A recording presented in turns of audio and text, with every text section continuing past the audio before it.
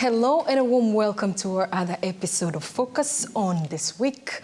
This is a program that offers crucial and significant discussions with the purpose of influencing positive change and, of course, sparkling development in Tanzania, in Africa, and in the world at large.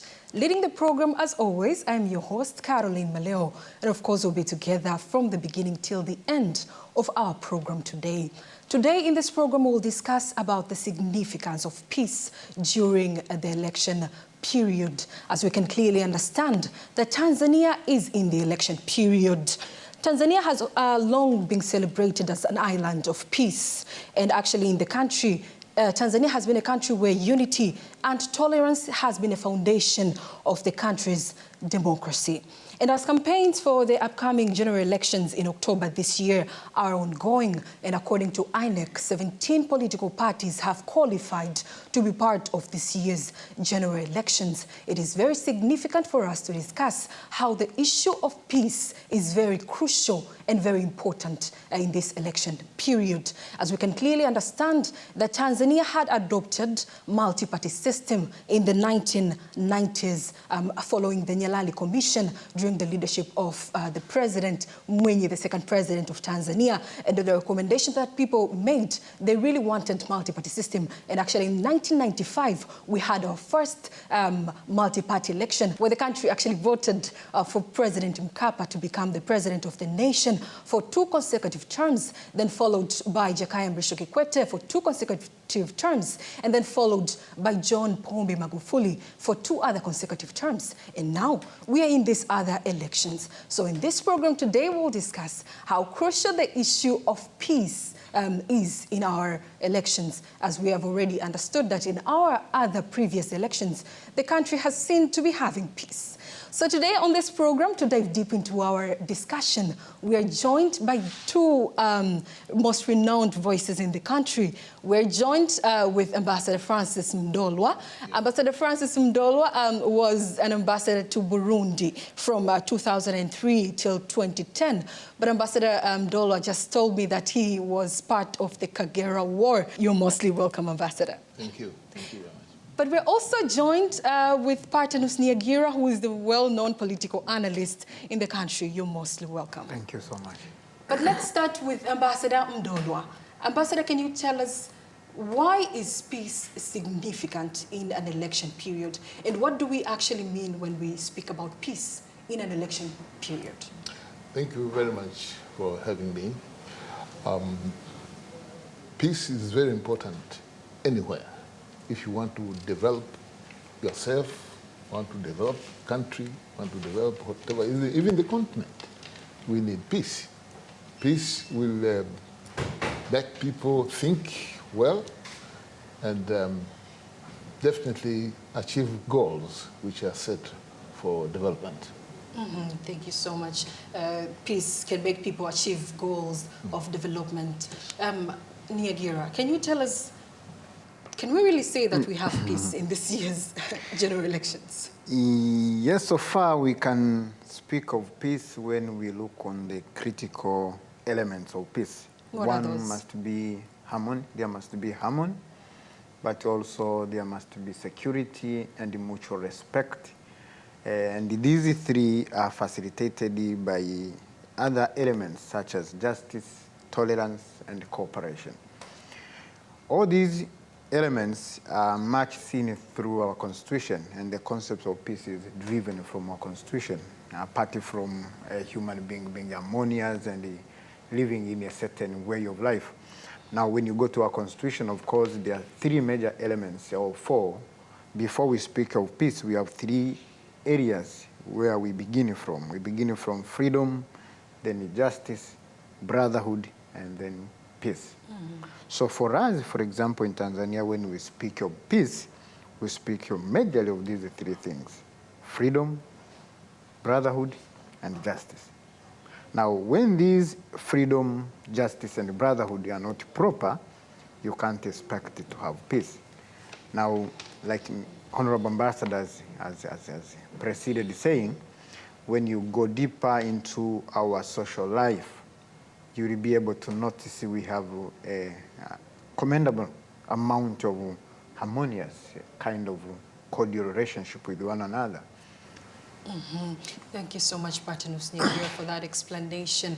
Indeed, one of the nation's pillars is peace. So I'm really curious to understand what has made Tanzania to remain as a peaceful nation. And as Parthenos has explained, that we have been a good example to other countries. What is it that has helped the country to stand? There's so many things which we can talk about, but one which is very important is leadership, stable leadership. The understanding which our leaders must have is to look at the country,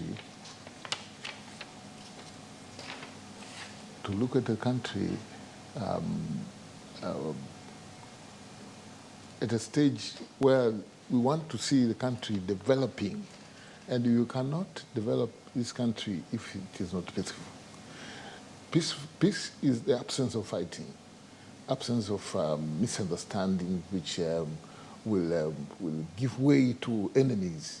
Our enemies are looking forward to seeing us confused, so that they can come in again and reap our rights in this country. So peace will help us develop this country. So, back to you, Parthenos Nyegira. Can you tell us, there is something that Ambassador talked about, the fact that it is very important to look at what these politicians are telling the people so that they understand that they're building the nation, not making the people to actually not be united. So, looking into the campaigns that have already started now, if we look at them, can you tell us, how do you see, are the politicians really spreading the message of peace, or with what they're saying, they're actually not protecting the philosophy of tolerance that Mwalimu Nyerere had emphasized for a nation? When you look at these elections and the campaigns which are moving today, we don't have so much of the divergent views which are bringing into contradictions, which can bring into fight. We are seeing leaders speaking the language of peace, but the language of peace is not very well nurtured during the campaigns. It must be seen through our life as a country. So one of other pillars he has mentioned, Honorable Ambassador, is that it's historical, that when we got independence, the people had experienced what was going on there during the time of colonial era. The colonial period, the colonial system, the colonial leadership was brutal. The colonial leadership was not a peaceful kind of leadership when it comes to a black person, actually. So we were the workers, and the exploitation was of the highest order, and everything we were doing was not for our country development, but for the development of their countries. So they had experience. And that's why when we got independence, some of the pillars were we should be a peaceful country. So they are built on the basis of freedom, that people must be free to air out what is their views. But freedom, it doesn't mean the absence of law. And in fact, there are more laws in freedom than in slavery. So when you look at your country, they had established the institutions, which were strong and powerful, but they had good people. They had the competent people who knew the philosophy, who knew the background of the historical rules and the regulations they had. So that's how we have managed all that time. And when we spoke of, actually, when we became independent, we were a multi-party system. It was abolished, and then in 1960, 1992, brought it back. You could see the forces of nature and the demands at that time and today, they still demanded the coercion. Differences that our differences can be settled amicably with the dialogue, but with the lawful institutions.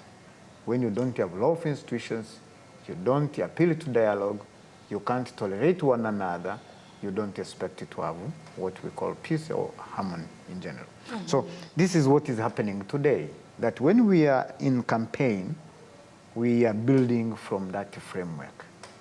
So the language of that will be peaceful while there is no justice system, for example. There is no mutual respect, for example. Even if leaders speak it, even in the church, there will be war.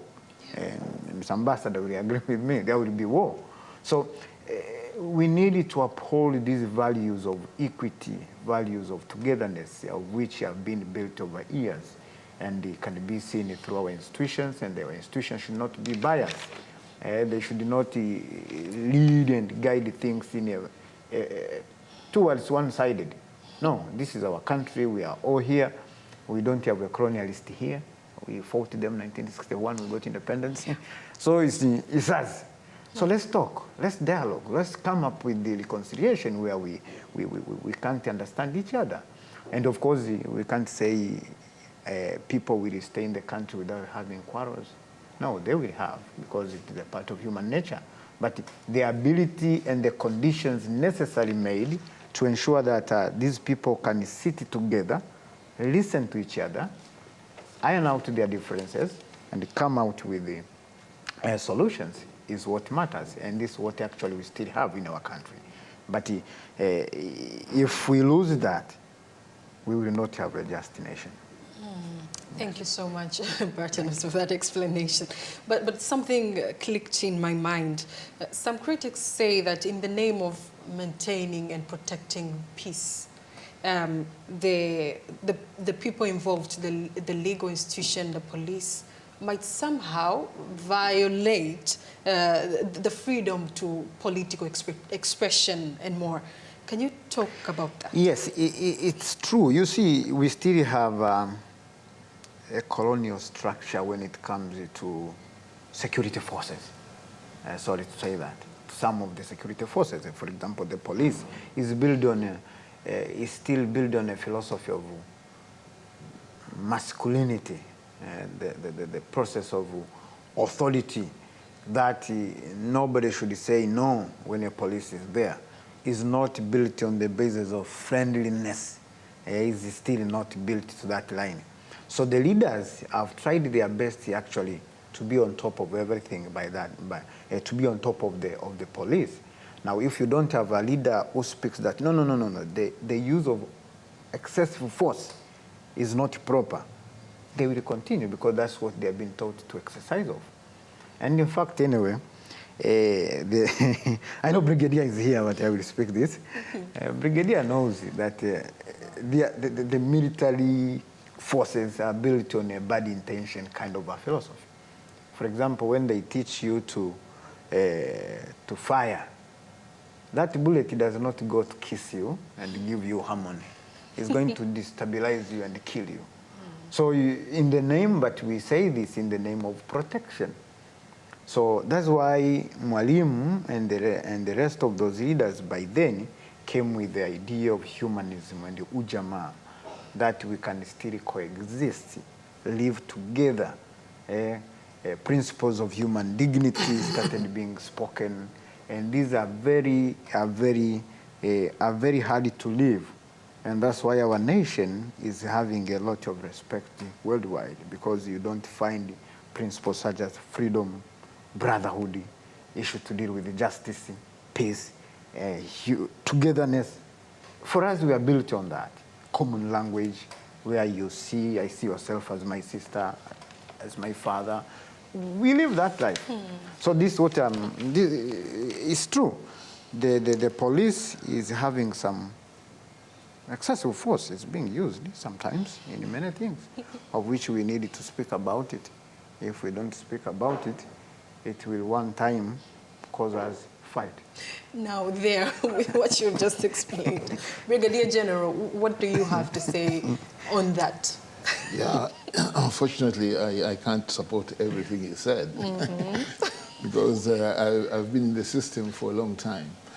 I've been in the military for about 40 years in the military.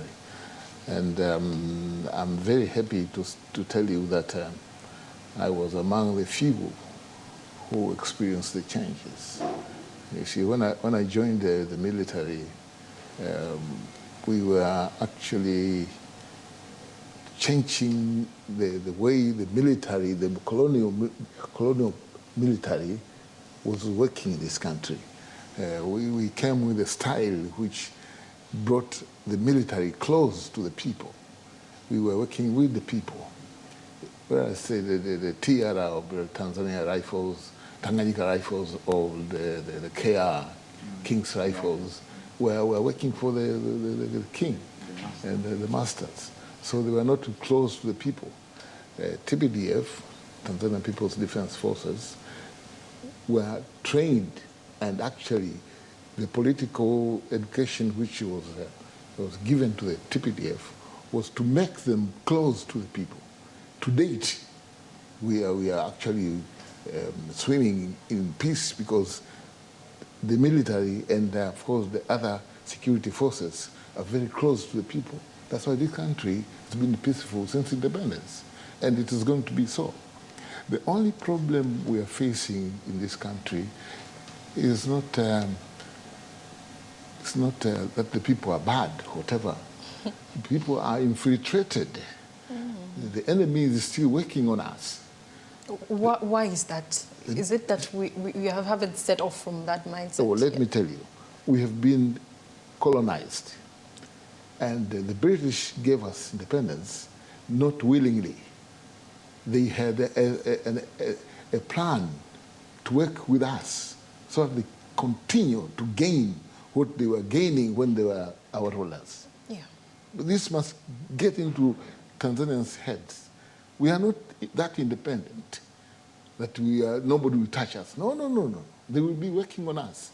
They will be changing tactics, how to deal with Tanzanians, you see, and gain what they wanted to gain in the country.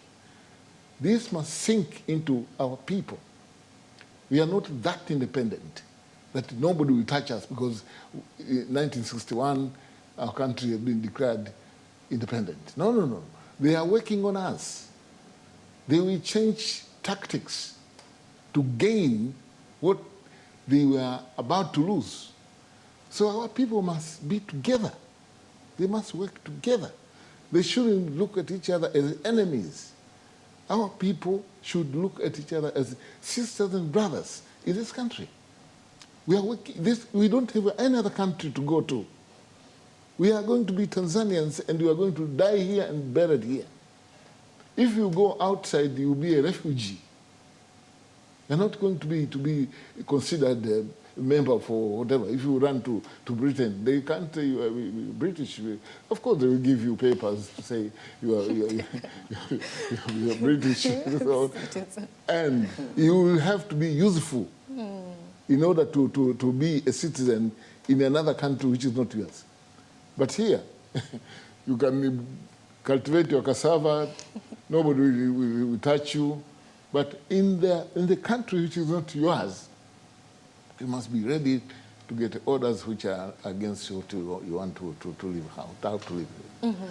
So I'm saying, he has said a lot, but I want to stick to one area, that it is the responsibility of all Tanzanians to consider themselves Tanzanians and work for this country, not to do things against this country. We have seen people who went to colleges in other countries coming back trying to impose what they learned there. No, no, no. We have to know what does our country want. Thank you so much, Ambassador, for that explanation. With the things that you have just explained, Niagara, I'm curious. Can you tell us how is neocolonialism impacting African elections? This is a little bit technical, and it's technical in the sense that I thank first the ambassador for saying this, that the defense forces, if they are not close to the people, there will be a problem, because it is through the people they can be infiltrated. So this is very crucial, that the vibe and the tradition by that time, in his 40 years in the military, keep skyrocketing and passed it through generations after generations to keep being close to the people. And all these which have been done in these countries to keep being close to the people. If the government is not close to the people, if these institutions are not up to the people, respect the people, understand that the people are there, they are their bosses, things will not move. Now, when we come back to the question of neocolonialism, yes, you know, nations have interests.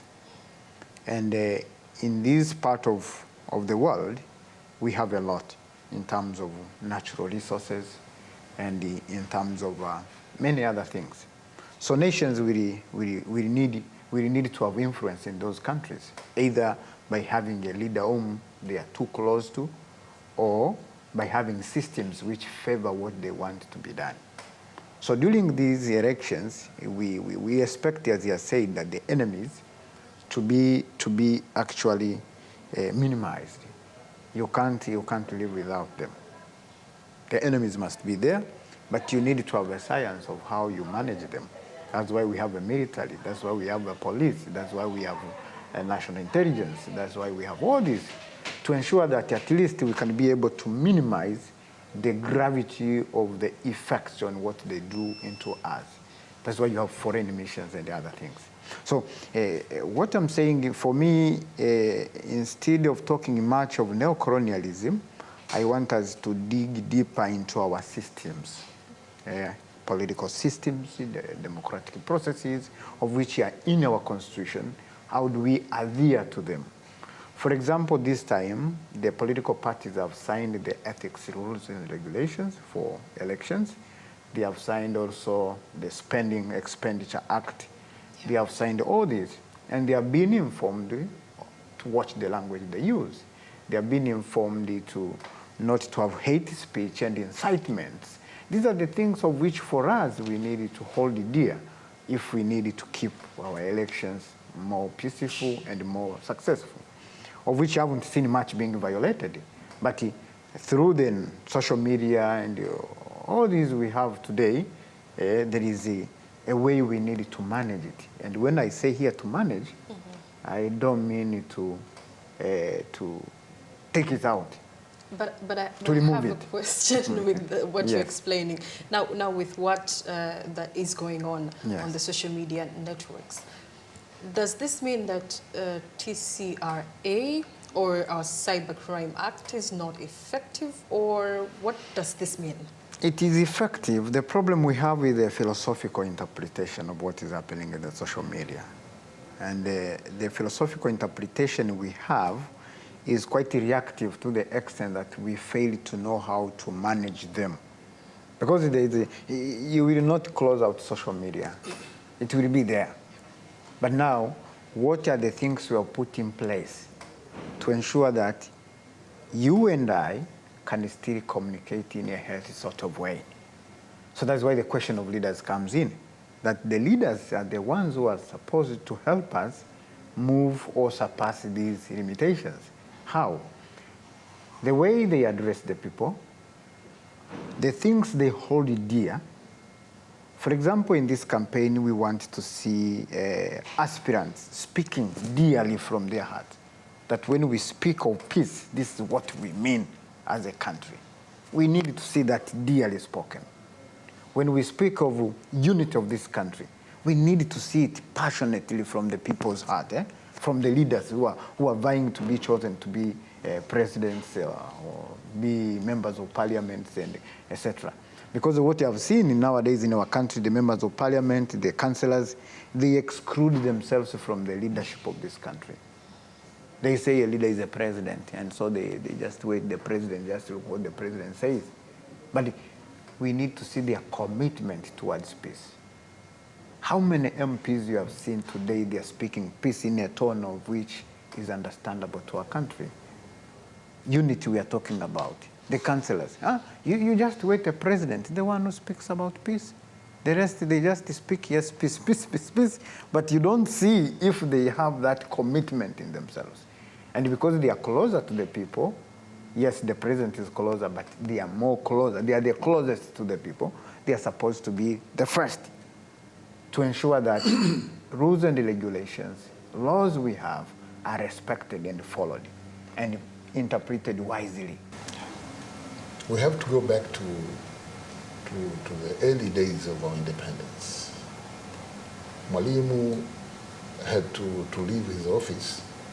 I want to take them, I'm sorry, I'm taking very far.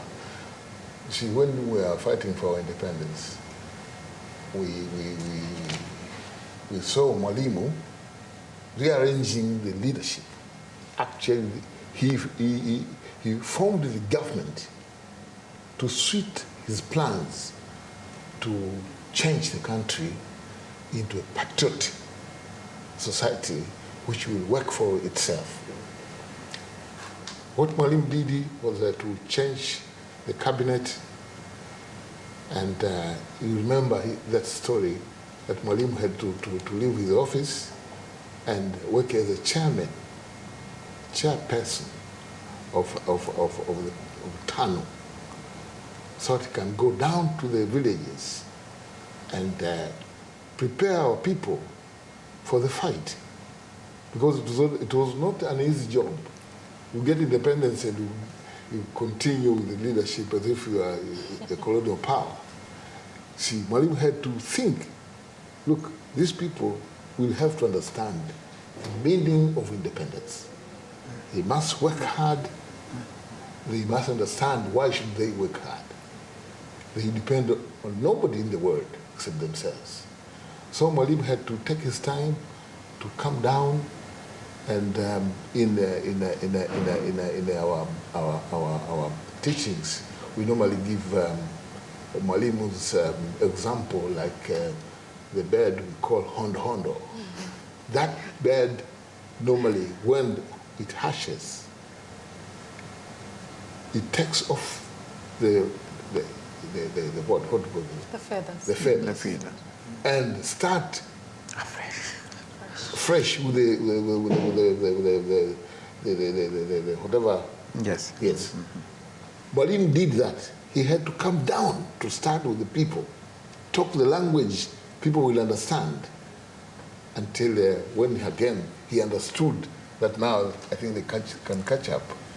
We went on our republic government. We had to form the republic government, and Mwalimu continued there.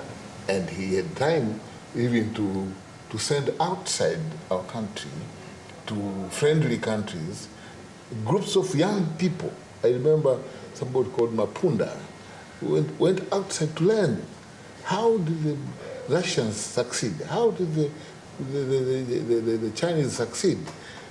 So Mwalimu brought a class of people who will go around the country, teach our people to understand the meaning of unit, to understand why should we work together, and so on.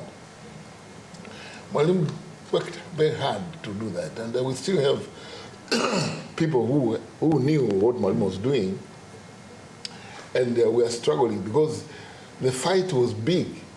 You see, all colonial powers agreed to give independence to the colonies, but with plans to work for them. That is, to reap whatever they missed at independence, to continue getting all the benefits from the former colonies. And Mwalimu knew that one.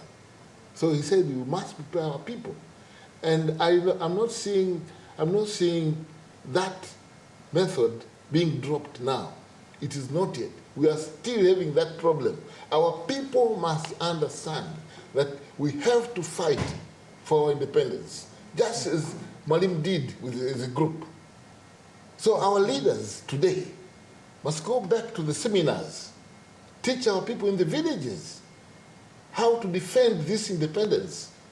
We don't have to concentrate on our political parties, that we are oppositions. Whom are we opposing?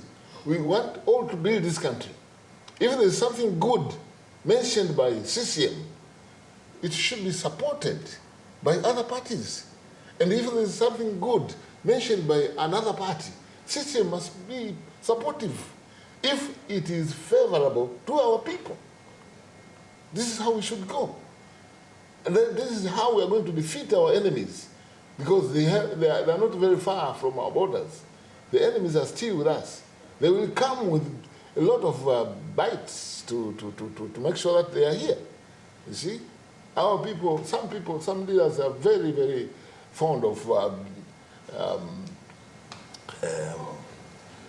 do you call, fond of, they want to become rich. They want to become rich, Yes. richer than those people who are leading. Therefore, we want our people to understand that one. And when we have elections, they must pick those people who are for the people. Yes. Those people who are on individual interests should be dropped. This is the time. This is the time to choose the leaders that are going to be there for the people's Yes. interests. Yes. But do the citizens really understand their role? You spoke about the fact that our leaders should do what Mwalimu Nyerere was doing. So it means there is a gap, that our leaders really need to go back to that. But are people really understanding that we have a role to play in protecting our unity? This is our country. Yes, our people are docile. They need somebody who understands to explain issues to them. But Some leaders are not committed. They're not committed. Some are really interested in getting something from the people to make themselves rich. Yeah, But we want Ambassador, people who are committed. With that, we want people who are committed. Yes. It's 60 years later after our independence. So many years have passed. Why do we still have this problem? Why do we still put the leaders, as you're saying, that are not doing that work, and the people are still electing the leaders that are not doing that? Yeah, we still have this problem because there is still an inside fighting within the parties. What CCM is doing is not approved by Chadema. What Chadema is doing is not approved by CCM. There's that confusion, and that confusion is favorable to our enemies. The enemies take advantage of that. When there's confusion here, the enemies take advantage of that. What I said before is that when there's something good done by CCM and somebody is patriotic, should support, despite being a member of that party, and vice versa. Then this country will be strong. But if there are loopholes which will allow enemies to come in and confuse us, it's terrible. We are going to take a long time before we... Look, you are 60 years old since independence, but look at us. Oh. There are so many things we have lost because of that enemy confusion. How do you have a country having 20 parties, political parties? What do you want to do?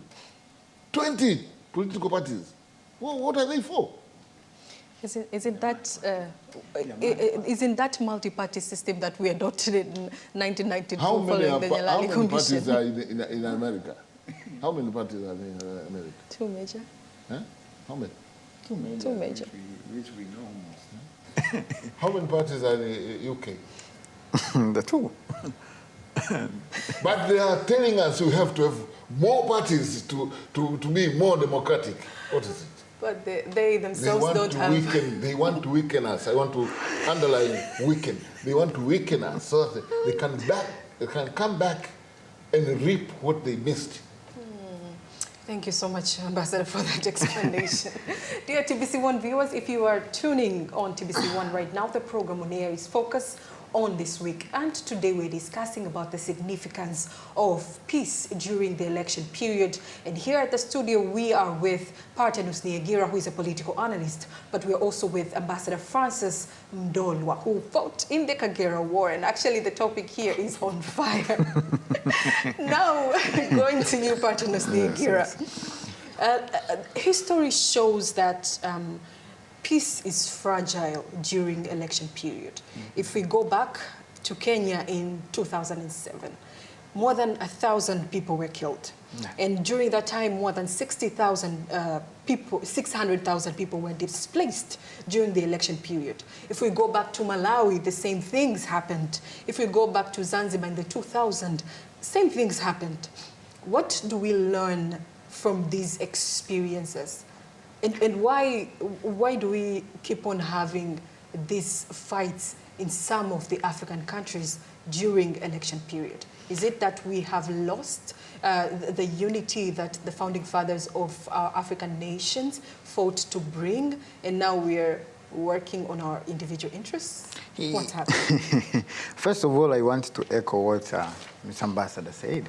Honorable Ambassador said a critical point which we need in order to leave it under our arm's length. We needed to shout it. It's true.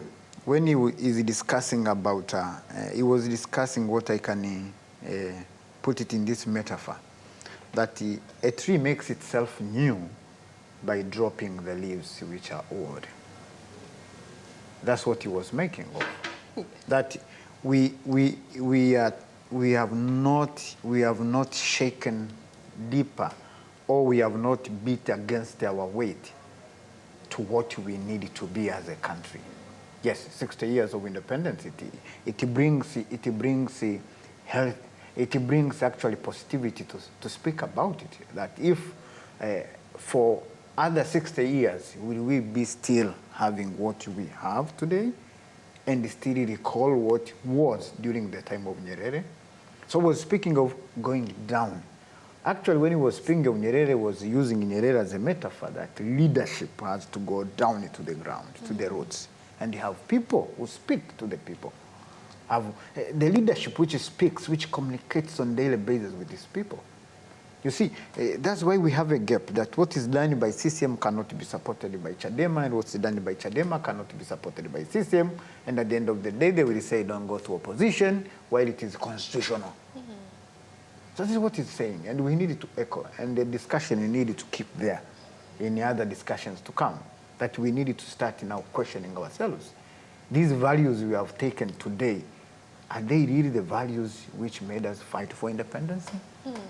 Can what we have defend itself? Can really people say, like what happened during the Kagera War? People, when they were submitting themselves to go and fight against the enemy. Now, can today, we ask ourselves, can today, even me, I don't know. If you ask me that question, I don't know. Don't ask me. But I will ask him, can today say I'm going to volunteer and fight? You will just pack what you have and go where you want to go. But you will not, you don't want to be involved in anything. So this is the mark of what Mr. Ambassador was saying, and thank you so much for saying that. Now, coming back to the question of your question you asked me, it's true. We have seen during elections, peace is becoming fragile and seriously fragile. But what I want to say is, it becomes fragile simply because the life you have been having as a country is in shambles. But if you have been together, speaking with a common unity of thoughts, even if you go to the elections, you will have limits. You will not go beyond. So, what we need to have is not to have leaders like what he said, those who are driven by their personal interests. They are not driven by the country itself and the life after us. People currently, as he was saying, he said a lot of things. Currently, we are much in the philosophy of feeling good. As long as I can be happy, no problem. Even if he's abusing ambassador here, no problem, it makes me happy. And everybody should clap for me. And when you say, no, you are not supposed to do this, they will say, hey, what's wrong with you? What's wrong with you? So this feeling of feeling good has also corrupted our institutions and our leaders. So we need to fight feeling good principles. Life becomes energizing when it's hard. Becomes energizing. Everything which we work out If you don't have challenges and you know how to stand them, at the end of the day, you will not get out of it. Why is that? So the challenges we have, for example, we have aggravated amount of opposition in many things. The government is doing this and the people are doing this. This disentanglement, we need to embrace it and out of it, build a new society out of it. But if we say we fight it, of course, this is what he is saying. Our enemy wants us to fight. So if something is said in the social media, you should have that in the mind, that they want us to fight. So I, as the leader, I, as the TCRA, I should not go that route. But if you go that route, you will have you will actually accumulate amount of oppositions, and the demonstrations will come out, which is riot, not just the social unrest will come out, not demonstration, social unrest.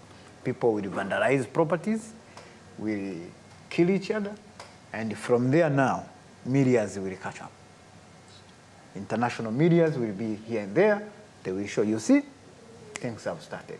At the end of the day, we don't have a nation. So, feeling good, take it aside. We should take aside the feeling good philosophy. Ambassador, is there anything you want to say? Caroline, I want to say something small again. We must go back to the drawing board. Why did we fight for independence? We have to go back there. There is one leader, fortunately he has passed away.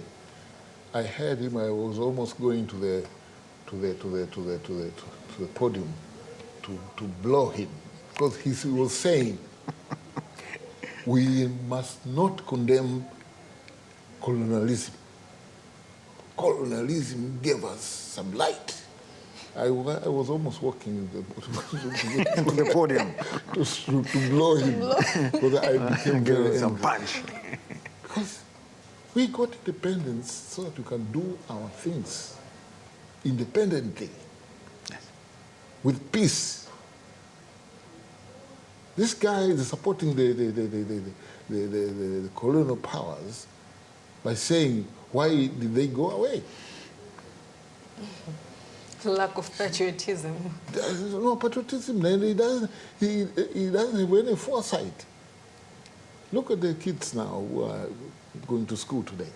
There are more schools, and see how the schools are mixed. There are certain schools, they will never touch the politics of the country. We must go back to the drawing board. Why did we become independent? And our teachers must have something there to teach our students patriotism. If this country is going to survive, we need to boost up patriotism. People must like this country, fight for it. We cannot, look, we are 60 million now, plus. If there is chaos here in this country, where are we going to run to? You are going to run to Congo. Of course, that is the neighbor you have. That's the neighbor you have. That's the neighbor. Or Burundi. That's the neighbor you have. Or Uganda. That's the neighbor you have. And look at the demonstrations in Kenya now. You're going to run to Kenya, maybe you go past to Somalia, Somaliland or whatever. You see, this country must preserve, must make sure that the peace we have gained remains. And for the people must work together peacefully, lovingly. You see, we want to remain what we wanted to be since independence. This is the work which has to be done by every Tanzanian. If a Tanzanian is condemning another political party to suit his personal interest, you must shout at him. You see, the parties which have come out as opposition parties should not oppose good things for this country. Of course, you can stop clapping, but appreciate.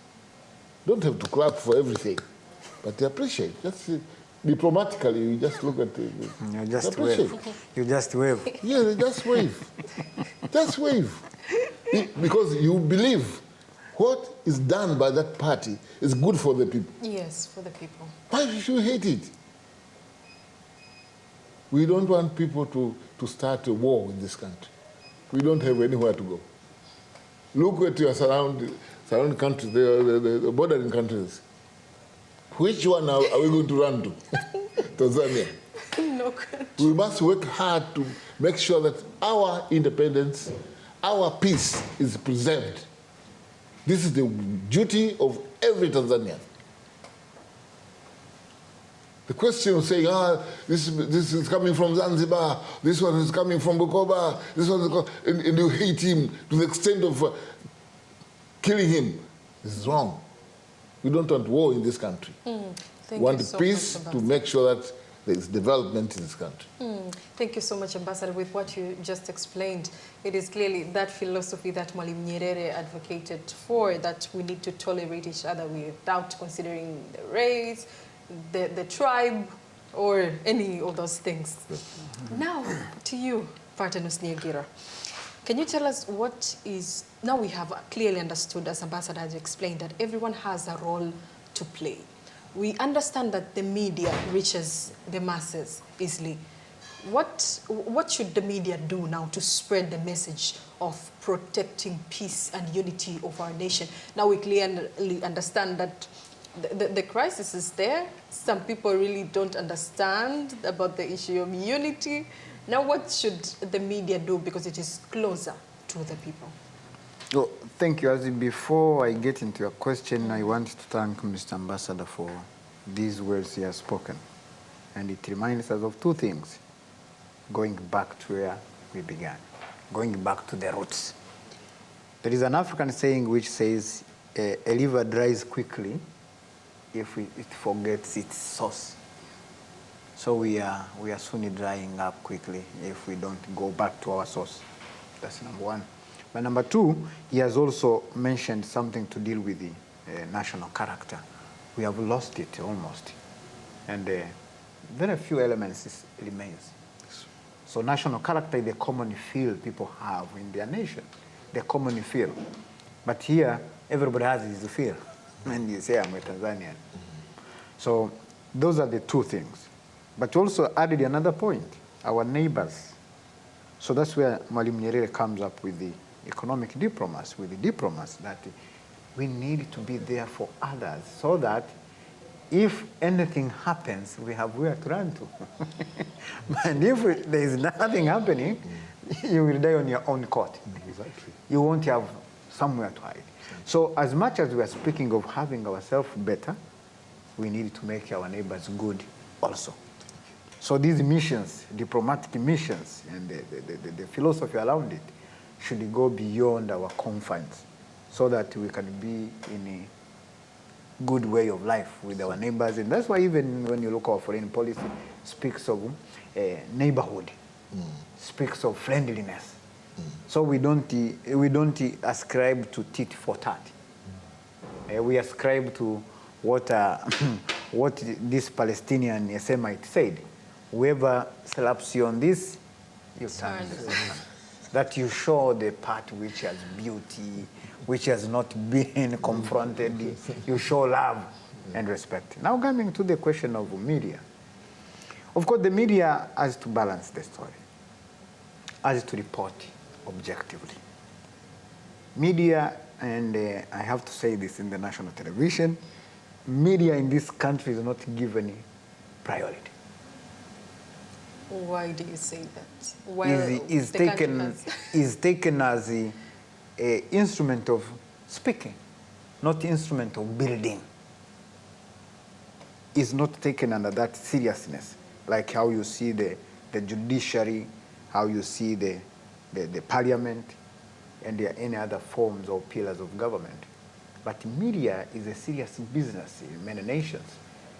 So these people must be equipped with the science and art, love for their country, so that they know what to put and what not to put.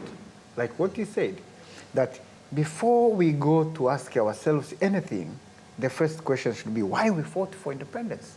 Why are we called Jamhuri ya Muungano? Why are we called United Republic? Those questions, they are not simple but are hard to the realities of what we are discussing now. So the media, the country as a country must look at the media differently. Should not take the media as a destructive tool. Should take the media as a building tool so that it makes sure that it is facilitated properly. People who are working in the media facilitate. Look at that, their life. How is it? You can't have a person who is working on the media, but if you give 500 shillings to him or her, can just sell information. So we need to look at it in a very diverse way and in a very critical sense. So from that sense, now the media can be able to report objectively. You should not say, I'm reporting CCM alone. No, I should report everybody to see. But now, there are things which you see, these are dangerous if they go viral. Contain them. Don't care. Contain them. Because at the end of the day, we will spark conflict and violence. And we will not have a nation we're speaking that. So it still remains in the philosophy of the country to speak that area of mass media very well. It is not given the energy it is. Propaganda, for example, nations, you see, it isn't that, for example, in these developed nations, there are no less developed areas. They are there. But for us, we will show Tandale, we will show this, but there is Tandale in those developed nations. They are there. There are people who are not eating. Yes, They are having only one meal, It's true. like us here, but you can't tell. Because all the media is selling a very softy and a nice kind of a face. You see. It is not selling anything more than that. Caroline, Ambassador, tell us. this is very important for people to know. When the British came to adapt their colonies after the Berlin Conference in 1884, the Berlin Conference sliced Africa for the benefit of these European countries. The chairperson was German Kaiser was the chairperson, slicing Africa, giving parts to the British, to the French, to the Portuguese. The scramble for Africa. Those countries took Africa as their property. We had nothing. We were just workers. We were just workers working for their wealth. Some people are praising Tanzania to have railway lines, Dar es Salaam to Kigoma, Tabora to Mwanza, Tanga to Arusha, Kaliua to Mpanda. Said, oh, we had railway lines.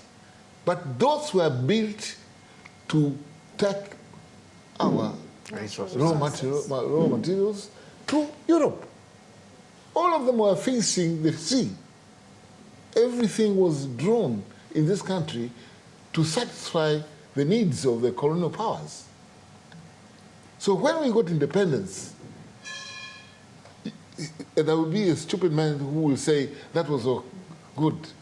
See, that was good. No, it wasn't good. Because they came back in another feature to reap what they missed when they were the rulers here. Our people must be told in school, in colleges, as a special lesson, not something which is taken freely. No. They must be told that you must know what happened in the past so that they can defend this country. Because there are people, I say people, students today, you sit with them, ask them questions about Tanzania. They won't answer. They will just complain that, you see, we are not developed, you see, because you don't allow the Europeans to come and help us. Thank you so much. Thank you so much, Ambassador. Thank you so much, Martin Usnikiwa, for the explanations that you have provided and for your time.